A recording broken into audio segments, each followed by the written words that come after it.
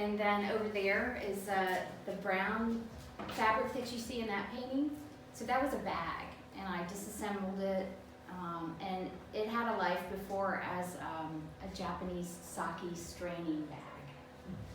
So the rice that makes sake was put into that bag, and they strained it to get the alcohol out of it, or get the drink out of it. And the fabric, the blue fabric that you see in that painting, is called Overshot, and it's at least 100 years old.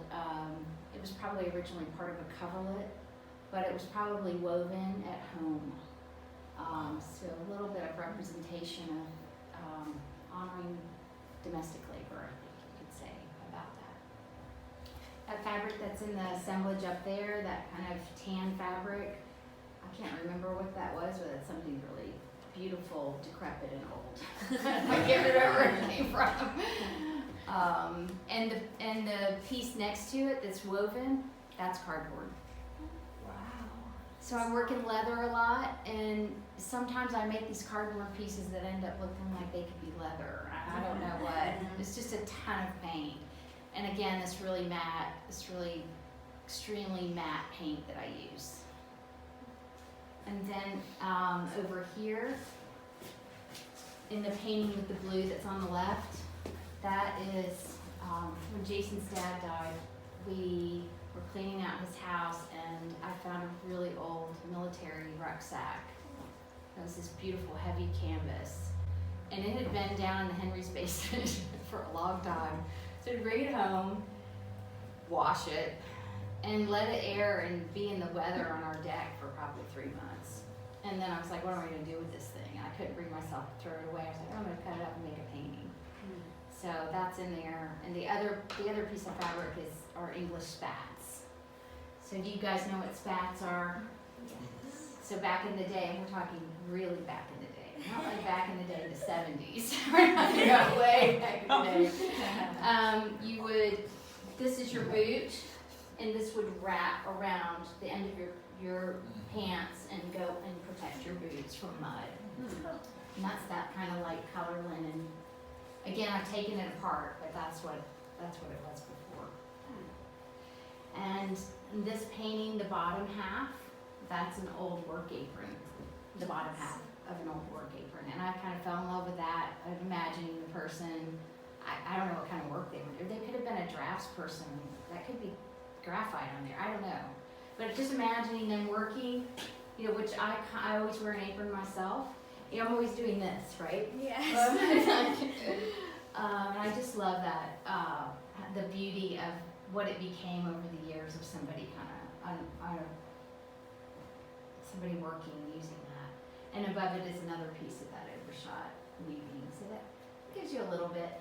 The leather is from Henry & Company. It's, Jason will make things out of leather for his clients, and I get the scraps. So that's some repurposed leather, thanks to my husband. Thank you. And I would have never worked in leather. He just said to me one day, I have all these scraps. I can't bring myself to throw them away. It's beautiful, right? And, but what am I going to do with them, Julie? And I was like, well, let me see if I can do something. So, yeah. Mark, is that helps? Yeah, but I'm just now noticing, like, just some of these shapes kind of Mimicking. repeat Yes. in your work. Absolutely. And are, So that's unconscious, conscious. Yeah. Can I make one statement and ask her a question? You can ask me anything. The statement I want to make is this. I love being here, number one. I'm glad you're here. I love how inspirational this is to Olivia and her friends, I hope all of us so. here. Yeah. I would like to say that you are loved and respected, not because you make something with your hands. You Oh, are loved and stop respected it! Stop! because of who you are. I'm just sitting, I'm just amazed. I'm watching you, and you are just such a gift. That's why you're loved and respected. Thank you. And then the question I have is, why was this something you would have never considered being in a show? All of it's incredible, but I said to Jason when I first walked in, this is unbelievable. Jason said, that's the same thing I said. This was just pinned up on a back wall somewhere. Well, there's part of me that is extremely pragmatic, right? And I made a tremendous amount of works on paper because I'm married to somebody who I have a lot of access to paper. So that's very inexpensive for me to, you know, I have all kinds, you know, Jason gives me all kinds of papers from the print shop. Well, making works on paper for starters is very economical. And you can make, you know, big paintings and there's not a big investment in your materials and stuff. But then what happens is that in order to show all of those works, they all have to be framed. Framing is very expensive. And Margie took this to her framer and had it framed for me. And sometimes galleries will do that for you.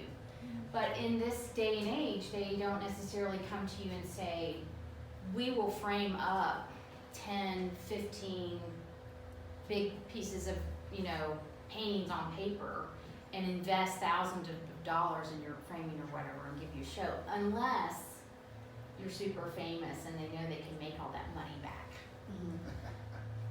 And if you are super famous and they know for a fact it's gonna sell out and they're gonna make all that, you know, they will do that. But I'm not in that position. You must be. Margie did it, right? Well, Margie is a rare and wonderful woman. That's awesome. But I didn't think that, so I have a lot of this work on paper, and I really didn't think I would be able to show it, or didn't know when I would be able to show it, or that maybe it was something that I would show years down the road. It's all in folders and stacks and stuff, a lot of it. I made a lot of works on paper, and then stored them all away, and was like, I don't know when I'll ever show it. But I'm thrilled to show this, and, Yeah, and now I'm like, When I saw it, I just felt like I'd seen all this other work first, and when I saw this, I felt like it totally informed the rest of the collection. That for me, I could see how these other pieces were sort of born from this. It made sense. It felt like it was gonna be a nice sort of centerpiece. yeah, well, you are completely right, so thank you. And you know that as an artist, and you'll experience this too, Olivia, if you decide to go down this road, it's really wonderful when someone else can come in and offer you some, it's not necessarily advice, she wasn't giving me advice, but it's kind of like their eye, and you know that you can trust them. Like Margie's looked at a ton of artwork in her life, a ton. You know, she's really looked at a lot of work. Yeah. So it doesn't take her long, when you come across people like that, it doesn't take them long, they can kind of like, she like scanned my studio and scanned this room full of art, it was like, you know, this. But it's really good for the artist to have someone come in and it's almost like an editor. Right. Like if you make a film and you have a great editor or something like that, but, or you become your greatest editor. But still always good to have someone you can trust who can come in, not every day into your studio or into your creativity, but every once in a while because you're really close to it. And the ideas you form around it are hardly ever what somebody else thinks. You know? It's a good thing to have. Okay, more questions? I have a question. Okay. Which of these pieces, yeah, I loved hearing about like the emotion behind, you know, the nostalgia, Right. that you connect with those. Which piece was the most emotional creating, and which finished piece do you feel like most kind of encapsulates your nostalgia for this body? That's a good question. Most emotional to make and encapsulates. Yes. Maybe it's two different pieces. It might be this, and that might be the painting for both of those. Wow. Yeah. And the emotion that I felt was not necessarily nostalgia or sadness, but excitement. Excitement of that almost feels like that's a gate. I've created a walkthrough, and I'm going to explore that some more. The feeling of that, and I titled it "Basalt Facade," which basalt is, you may know, this building material that's from lava rock that I'm in love with, and I have a dream of having Jason and I building a house someday, and we having a big basalt wall. And so that would be like a future dream is wrapped up in that. an idea for more paintings in that painting. And I also feel like whoever ends up with that, this is crazy, I can't say this, I'll say it.